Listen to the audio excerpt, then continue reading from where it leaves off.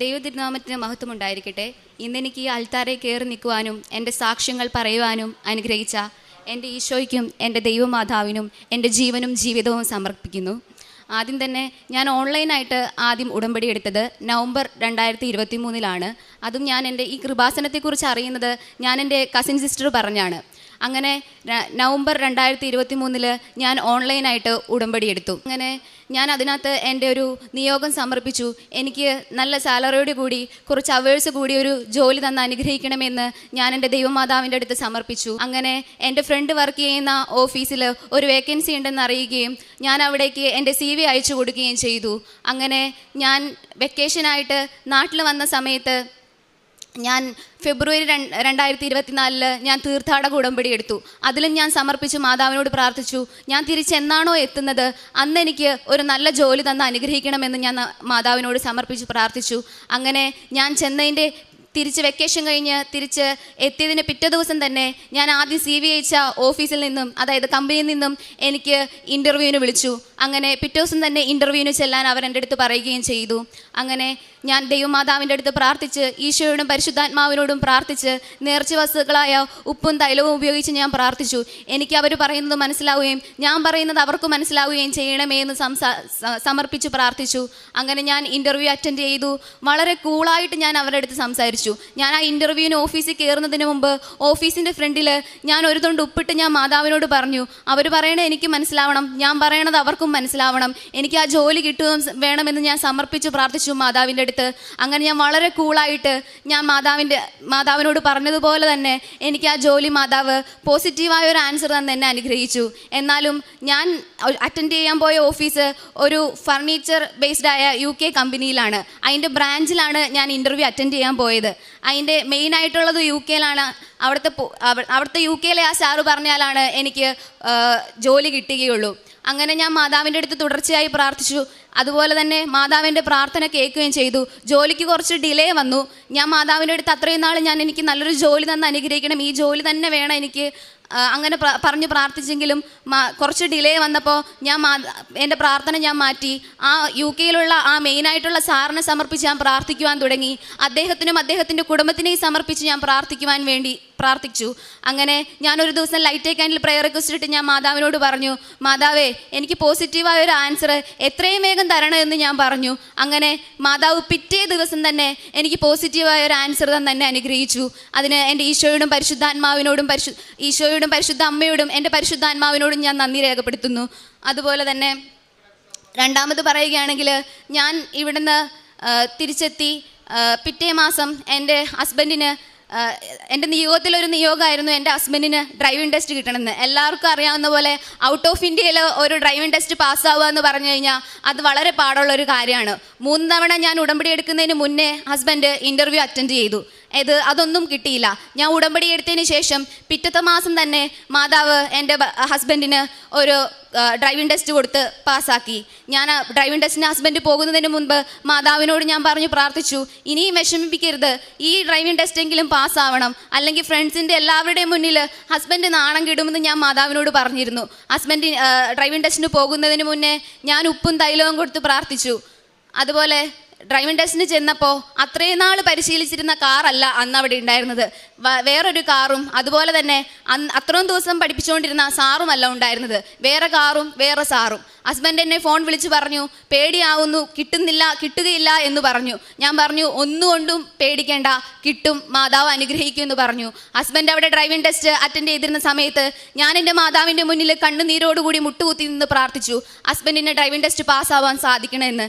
ഞാൻ കണ്ണടച്ച് തുറന്നപ്പോൾ എൻ്റെ മുന്നിൽ എൻ്റെ മാതാവ് ഒരു തീനാളത്തിൻ്റെ രൂപത്തിൽ മുകളിലേക്ക് പറന്നു പൊങ്ങുന്നത് ഞാൻ കണ്ടു. ഞാൻ മാതാവിനോട് പറഞ്ഞത്, ഞാൻ കണ്ടത് എൻ്റെ ഈ മാതാവിനെ ആണെങ്കിൽ എൻ്റെ ഹസ്ബൻഡ് ഈ ഡ്രൈവിംഗ് ടെസ്റ്റ് പാസ്സാവണേന്ന് ഞാൻ പ്രാർത്ഥിച്ചു. അതുപോലെ തന്നെ എൻ്റെ ഹസ്ബൻഡ് ഡ്രൈവിംഗ് ടെസ്റ്റ് പാസ്സായി.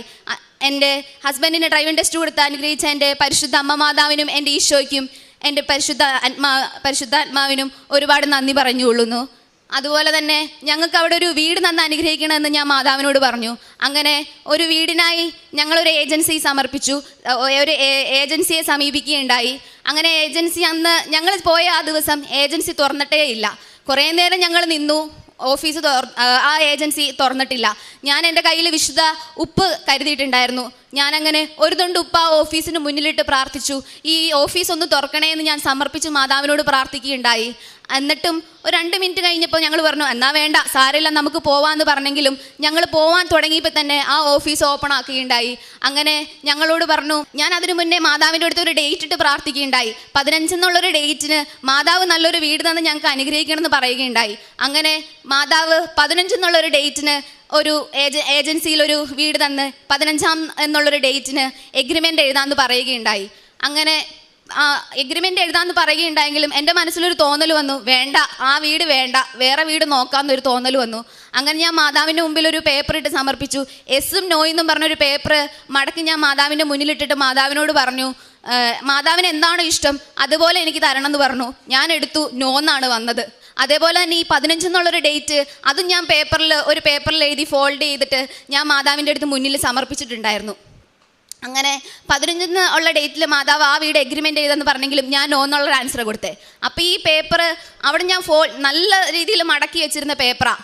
പിന്നെ ഞാൻ കാണുന്നത് 1, 2 എന്നുള്ളൊരു ഡേറ്റാണ്. ആ 15 എന്നുള്ളതിൻ്റെ സ്ഥാനത്ത് ഞാൻ 1, 2 എന്നാണ് കാണുന്നത്.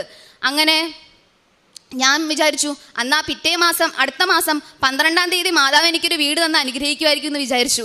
അങ്ങനെ മാതാവ് ഒരു വീട് തന്നു. 12-ാം തീയതിയല്ല, ഞാൻ ഏത് മാസമാണോ ഡേറ്റ് ഇട്ട് പ്രാർത്ഥിച്ചേ ആ മാസം 21-ാം തീയതി മാതാവ് ഞാൻ എൻ്റെ മനസ്സിൽ ആഗ്രഹിച്ച പോലത്തെ ഒരു നല്ല ഭവൻ തന്ന് എന്നെ എൻ്റെ കുടുംബത്തെ അനുഗ്രഹിച്ചു. ഞാൻ ആ വീടിന് ഹോം ഓഫ് ഗ്രേസ് എന്ന് പേരിടുകയും ചെയ്തു. അതുപോലെ തന്നെ അടുത്തതായി ഞങ്ങൾക്കൊരു കാറ് വേണമെന്ന് വളരെയധികം ആഗ്രഹം ഉണ്ടായിരുന്നു. അങ്ങനെ മാതാവിൻ്റെ അടുത്ത് സമർപ്പിച്ച് പ്രാർത്ഥിച്ചു. ഞങ്ങളുടെ ബഡ്ജറ്റിലൊടുങ്ങുന്ന ഒരു ഗ്രേ കളർ കാറ് തന്ന് അനുഗ്രഹിക്കണമെന്ന് സമർപ്പിച്ച് പ്രാർത്ഥിച്ചു. അങ്ങനെ മാതാവ് ഞങ്ങൾക്കൊരു സിൽവർ ഗ്രേ കളർ, മാതാവിൻ്റെ കളറുള്ളൊരു ഒതുങ്ങിയ കാറ് ഞങ്ങളുടെ ബഡ്ജറ്റിൽ തന്നെ മാതാവ് തന്ന് അനുഗ്രഹിച്ചു. അതിന് ഞാൻ എൻ്റെ ഈശോയോടും എൻ്റെ ഈശോമ്മയുടെ അടുത്തും പരിശുദ്ധാത്മാവിൻ്റെ അടുത്തും 1 കോടി നന്ദി പറയുന്നു. അതുപോലെ തന്നെ പഴയ ജോബ്, ഞാൻ നേരത്തെ ജോബ് ചെയ്തുകൊണ്ടിരുന്നത് ഒരു ഇന്ത്യൻ ഷോപ്പിലായിരുന്നു. അവിടെ കുറച്ച് നോർത്ത് ഇന്ത്യൻസും കുറച്ച് യുക്രൈൻസുമാണ് വർക്ക് ചെയ്തുകൊണ്ടിരുന്നത്. അവിടെ ഞാൻ പുതിയ ജോലി എനിക്ക് കിട്ടി. എനിക്ക് പുതിയ ജോലിയിലേക്ക് പോകണമെന്ന് ഞാൻ പറഞ്ഞു കഴിഞ്ഞപ്പോൾ അവരെൻ്റെ അടുത്ത് പറഞ്ഞു, ഇപ്പോൾ പോകാൻ പറ്റില്ല, ഇപ്പോൾ തിരക്കുള്ള സീസണാണ്, കിട്ടില്ല, വിടില്ല എന്ന് പറഞ്ഞു. ഞാൻ ഓൾറെഡി മറ്റെടുത്ത് ജോയിൻ ചെയ്യാൻ ഡേറ്റും തീരുമാനിച്ച് അവരുടെ അടുത്ത് ഡേറ്റും പറഞ്ഞതായിരുന്നു. ഞാനത് മാതാവിൻ്റെ അടുത്ത് സമർപ്പിച്ച് പ്രാർത്ഥിച്ചു, മാതാവേ എനിക്ക് പോകണം, എനിക്ക് ആ ജോലി വേണം, എനിക്ക് മാതാവ് എന്നെ അനുഗ്രഹിക്കണം, എന്നെ ഇവരിവിടെ നിന്ന് വിടണമെന്ന് ഞാൻ മാതാവിൻ്റെ അടുത്ത് പ്രാർത്ഥിച്ചു. അങ്ങനെ അതും മാതാവ് എന്നെ അനുഗ്രഹിച്ചു. അവിടെ എനിക്ക് ഡ്യൂട്ടി എനിക്ക് അഡ്ജസ്റ്റ് ചെയ്ത് തന്നു. വീക്കെൻഡിൽ മാത്രം ഞാൻ പഴയ ജോലിക്കും പോയി, അല്ലാത്ത വീക്ക് ഡേയ്സിൽ ഞാൻ പുതിയ ജോലിക്കും പോയി. അങ്ങനെ എനിക്ക് ഡബിൾ സാലറിയോട് കൂടി മാതാവ് എനിക്ക് 2 ജോലിയും തന്നു. അതുപോലെ തന്നെ പ്രേക്ഷിത പ്രവർത്തനങ്ങൾ എന്ന് പറയുകയാണെങ്കിൽ ഞാൻ ഒരു യാക്കോബായ വിശ്വാസിയാണ്. ഞാൻ പ്രേക്ഷിത പ്രവർത്തനങ്ങൾ ചെയ്യുന്ന സോഷ്യൽ മീഡിയ വഴി എല്ലാ സാക്ഷ്യങ്ങളും അതുപോലെ തന്നെ അച്ഛൻ്റെ ധ്യാനങ്ങളും ഞാൻ എല്ലാവർക്കും ഷെയർ ചെയ്യും. ഒരു യാക്കോബായ വിശ്വാസിയായ എനിക്ക് കൊന്ത ചൊല്ലാൻ അറിയില്ല. എനിക്ക് വളരെയധികം ആഗ്രഹം ഉണ്ടായിരുന്നു കൊന്ത ചൊല്ലാൻ പഠിക്കണം എന്നുള്ളത്. ഞാനങ്ങനെ കൊന്ത ചൊല്ലാൻ പഠിച്ചു. ഞാൻ യൂട്യൂബിൽ നോക്കി കൊന്ത ചൊല്ലാൻ പഠിച്ച് എല്ലാ ദിവസവും എൻ്റെ പ്രാർത്ഥനയ്ക്ക് മുന്നേ ഞാൻ കൊന്ത മുടങ്ങാതെ ഇപ്പോൾ ചൊല്ലുന്നു. കൊന്ത ചൊല്ലിയില്ലെങ്കിൽ, വേദപുസ്തകം വായിച്ചില്ലെങ്കിലും എനിക്കെന്തോ വളരെ വിഷമമാണ്. എനിക്കെന്തോ സംഭവിക്കാൻ പോകുന്നുള്ളൊരു തോന്നലും വരും. എനിക്കത് ചൊല്ലാതെ ഇരിക്കാനേ കഴിയത്തില്ല. ഞാനിപ്പോൾ വീട്ടിൽ ലേറ്റായിട്ട് വരണേ, എവിടെയെങ്കിലും പാർട്ടിക്ക് പോയിട്ടാണ് വരണേ, ലേറ്റായിട്ടാണ് വരണമെങ്കിലും ഞാൻ ആ കൊന്ത ചൊല്ലാതെയും വേദപുസ്തകം വായിക്കാതെ ഇരിക്കില്ല. അങ്ങനെ അരമണിക്കൂർ വേദപുസ്തകം വായിക്കുകയും കൊന്ത ചൊല്ലുകയും പ്രാർത്ഥനകൾ പ്രാർത്ഥിക്കുകയും ചെയ്യും. എല്ലാ ട്യൂസ്ഡേയ്സും ഞാൻ ഫാസ്റ്റിംഗ് എടുക്കും. അതുപോലെ തന്നെ ഞാൻ പള്ളിയിലും പോകാറുണ്ട്. എനിക്കറിയാവുന്ന എല്ലാവരുടെ അടുത്തും ഞാൻ മാതാവിനെക്കുറിച്ചും ഈശോനെക്കുറിച്ചും പരിശുദ്ധാത്മാവിനെക്കുറിച്ചും ഞാൻ പറയാറുണ്ട്. അതുപോലെ തന്നെ എനിക്ക് കിട്ടുന്ന സാലറിയിൽ നിന്ന് ഞാൻ ഒരു വിഹിതം എല്ലാ മാസവും കാരുണ്യ പ്രവർത്തനത്തിന് വേണ്ടി മാറ്റിവെക്കാറുണ്ട്. ആദ്യമൊക്കെ ഞാൻ ഓൾഡ് ഏജ് ഹോമിലാണ് ഞാൻ പൈസ കൊടുത്തുകൊണ്ടിരുന്നത്. അപ്പം എൻ്റെ മനസ്സിലിങ്ങനെ തോന്നി, അവിടെ കൊടുക്കാൻ വേറെ ആൾക്കാരുണ്ട്, നീ നിൻ്റെ ചുറ്റിലുള്ള ആൾക്കാരെ ഒന്ന് നോക്കിക്കേ എന്ന് പറഞ്ഞ് ഞാൻ അങ്ങനെ നോക്കാൻ തുടങ്ങി. അങ്ങനെ എൻ്റെ ചുറ്റിലുള്ള ആൾക്കാരെ ഞാൻ തേടി പിടിച്ച് ഞാൻ അവരെ സഹായിക്കുവാൻ ഞാൻ തുടങ്ങി. അങ്ങനെ ഞാൻ എല്ലാ മാസവും എൻ്റെ സാലറിയിൽ നിന്ന് ഒരു വിഹിതം ഞാൻ എൻ്റെ കാരുണ്യ പ്രവർത്തനത്തിന് വേണ്ടി മാറ്റിവെക്കുന്നു. അതുപോലെ തന്നെ കുറച്ച് ദേഷ്യം കൂടുതലുള്ള ആളാണ് ഞാൻ.